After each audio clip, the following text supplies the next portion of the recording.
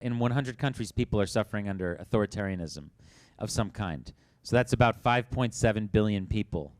So that's, more than 2/3 of the world's population live under a government where there is no, let's say, free and fair elections, freedom of speech, private property, separation of powers, checks on the executive, where these things don't really exist in a robust way.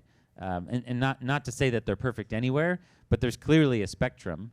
And the people who live under essentially what are either one-party states or states where one group of people have a outsized control over everything that happens in the country, that's life for most people on Earth.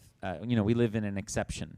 Only about 1 billion people on Earth out of 8 billion live in a country that has kind of a liberal democracy where the government is relatively accountable to the people, and a reserve currency, meaning like somewhat sound money. Most people lack either, and many lack both.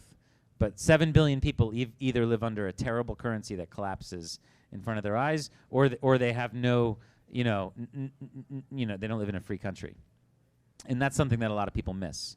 And that's why ultimately that Bitcoin's become so important, I think, and will become increasingly important for the human rights movement, is that even in a utopian world where we can get the US government to stop going after open source developers and to we'll get to that and to stop being sort of a little bit nasty towards Bitcoin as freedom money, even if we can somehow get there and win all those battles like we kind of did in the 90s.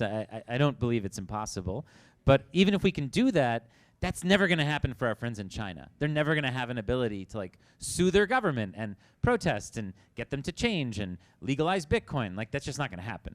So like, we're already in a world where most people don't have the tools we have. They don't have free courts. They don't have the ability to sue the government. They can't go on television to make their case. That's just not available for most people in the world. So we specialize in helping those people.